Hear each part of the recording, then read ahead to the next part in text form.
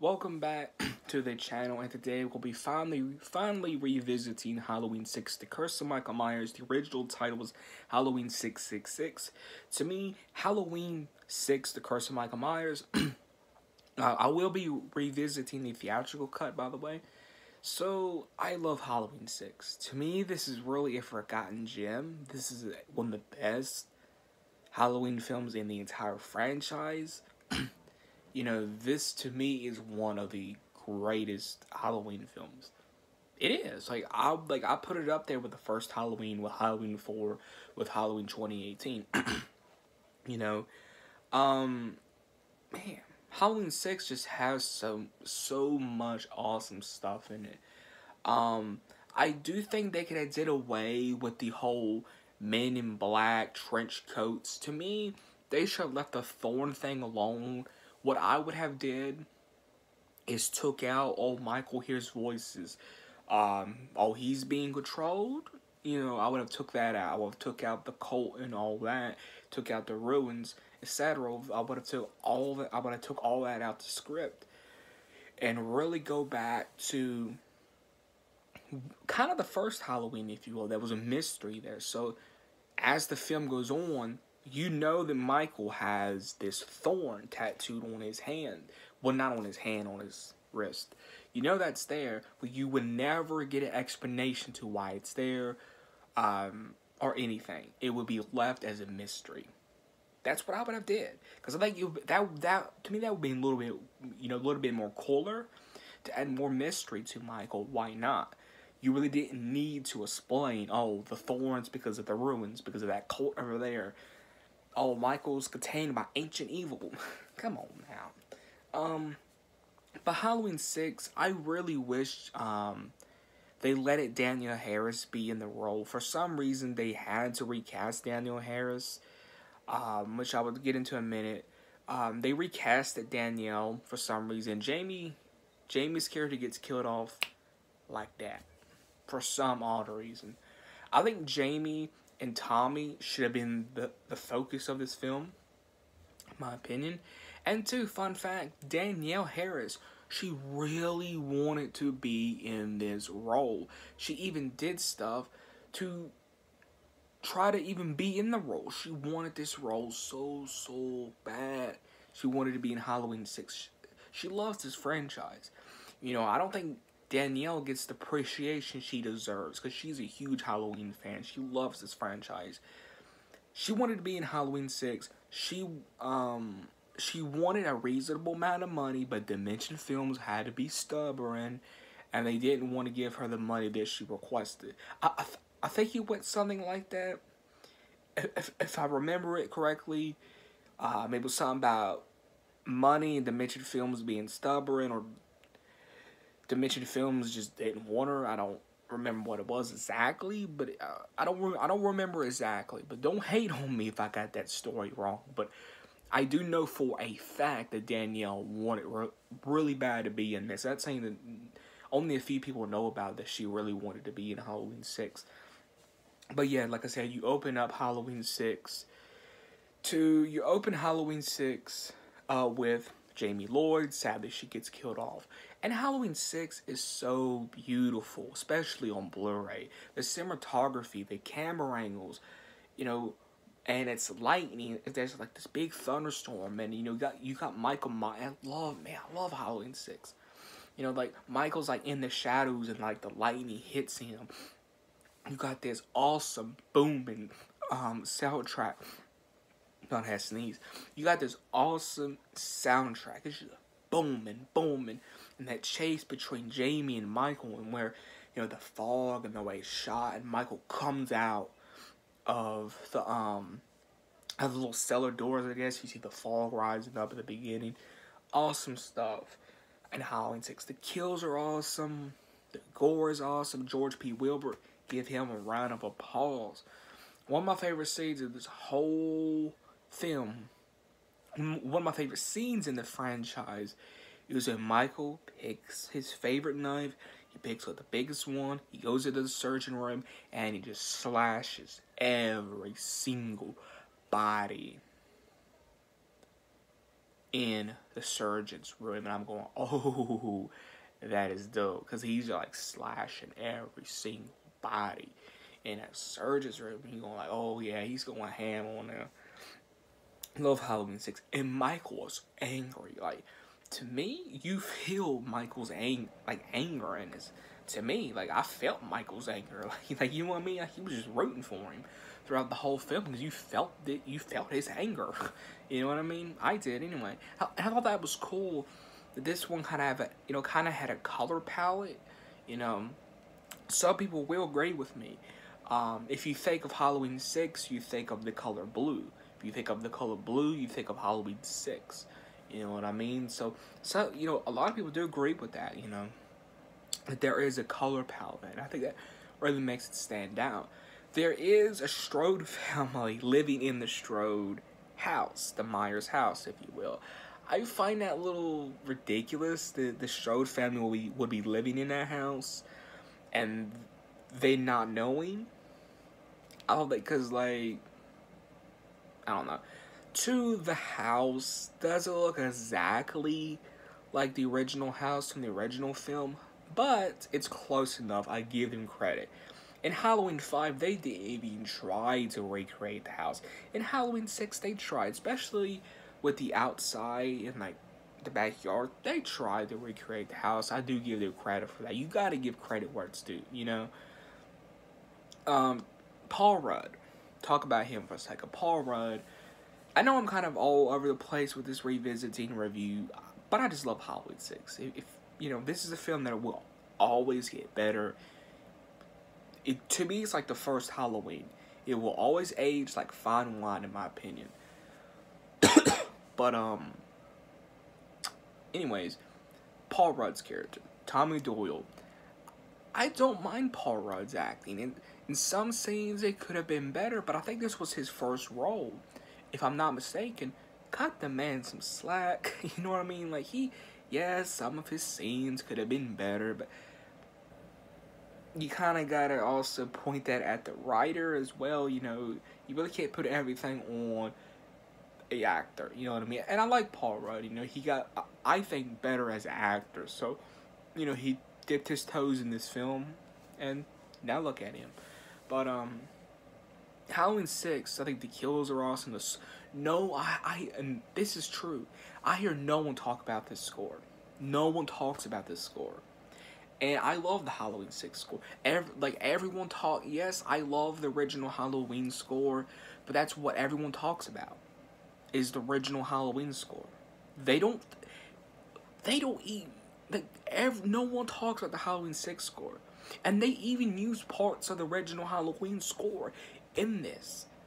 Like, there's, like the scene where the Strode father, he's hacking down, like, this Michael, like, sign, and he brings it in, and you hear the original, you know, Halloween score with nothing on it, you know, and I'm like, that is cool, because it was such a good balance of this new score. It's very grunge, heavy metal, rock type of vibes, while implementing parts of the original score and keys of the original score, and you know what I mean? I thought that was pretty cool, and how they rearranged stuff, and for certain scenes, I thought that was cool. Another favorite scenes when, like, Paul Rudd and the girl and Danny and it's being chased by Michael in tunnels. Love that stuff. Love Donald Pleasance in this. I love Donald Pleasance in this, but I wish we would have had more to do in this film. I wish he would have had more to do, you know, and sadly this was his last Halloween film. Sadly. You know, that's the thing too, like, Donald Pleasance always loved this franchise. He always wanted to come back. You know, I really think, like, in Halloween 2018, if Donald Pleasance was alive, he would probably been in Halloween 2018, you know, because he loved that role. That was his role. That was his glove. He fitted that like a glove. You know what I mean? And George P. Wilbur, I gave that man a round of applause. You know, like, I liked him in Halloween 4, but he did a way even awesomer job in Halloween 6. You know, George, he really doesn't get enough appreciation either, really, for what he does in this. And two, the director doesn't get enough appreciation, and the director's cinematography, and really the people, because the cinematography is beautiful in this, and the way it's shot and directed. They do recreate some scenes from the original Halloween, which, again, no one talks about. But they do recreate some scenes from the original Halloween, which I think is really cool and slick of how they do it. And I love the ending when Tommy Doyle just beating Michael with that pipe. I don't know why Michael has, like, goo coming out of him. We took that out of the script, but he had a goo come out of him. And Michael's smart in it. Like, he's smart, he's brutal, he's angry. To be honest, I really want a Halloween 6 sequel. I don't care what people say. Halloween 6 is a great Halloween film, one of the best in the franchise, and is a very hidden gem. I want a sequel to Halloween 6. I think you can do it. You know, I think if you ignored the whole Men in Black, if you ignore the ruins, if you ignore that, and if you retcon Jamie Lloyd's death and say, oh, Jamie Lloyd, she is actually alive. If you retcon her death, if you just keep the Thorn thing, but throw out the ruins, the Men in Black, and the voices, you throw that out and just make a proper direct sequel to Halloween 6, yeah. You know, no one talks about that either. There's so many opportunities and avenues you could take with a Halloween 6. You know, if you do retcon Jamie's death, Michael could go after Jamie in that, you know. He could go after Tommy again. He can go after the girl that was in there, I forgot her name. He could go after Danny. You know, there's so many choices in that. He can go after all of them. You know, like, he could, like, really do that. I love the possibilities with Halloween 6, and to me, I find that so crazy that there was never even talks about a sequel. You know, I know Halloween 6 was going to be mentioned in Halloween H2O, which they should have did it, but I understand why they didn't. But I want a sequel. You know, there's 3 Halloween films I really want. I want a proper sequel to Halloween 4. I want a sequel to Halloween 6. And I want my version of a Halloween remake with elements of the Halloween Returns script. If you know the Halloween Returns script, you know what I mean by taking elements or just using that whole script. Halloween 6, love this film. The kills are awesome. Michael's angry. He's brutal. That's my type of Michael. And he's just angry. You know, love me some Halloween 6. You know, this is a film. You have to watch it. I hear so many people talk down on this film. Oh, it's trash. Oh, it's this and it's that. I'm like, okay, explain to me how it's trash. It's trash because, you know, I don't pay any attention to the runes or the Men in Black, the cult people, or that old woman. I don't pay attention to those. I pay attention to Michael, the story, the characters. I pay attention to the score. That's what I pay attention to. I don't pay attention to, like, the little nitpicky things that there is in this film that you could just nitpick and tear apart. I'm not going to do that. I'm going to enjoy Halloween 6. And again, Halloween 6 doesn't get enough appreciation. And to Halloween 6, to me, has that pacing of the original, and even part 2, for that matter, has that pacing of the first 2, has that tone, and 2, Halloween 6 has that feel of fall. To me, the only Halloween films that have captured that fall feel, to me, is Halloween 4, Halloween 6, Halloween 1 Rob Zombie, and Halloween 2018. I hope Halloween Kills does it as well. They're the only Halloween films that has captured that fall feel. Some say Halloween H2O. No, Halloween H2O did not capture a fall feel. Halloween 6 captured that small town, it's autumn, fall type of vibe. It has a vibe. I love that. And also, one of my other favorite kills in this is when the Strode father, like, he's in the laundry room. Well directed, by the way. Michael pins the dude up against his lecture box, and he's just electrocuting this guy. And you see, like, the lights, like, come through the wind. That was dope. I love that. Love the scene where Michael just takes his butcher knife and just, like, doing that in this one girl's back. Like, it's just to me, Halloween 6 is iconic. Why is it iconic?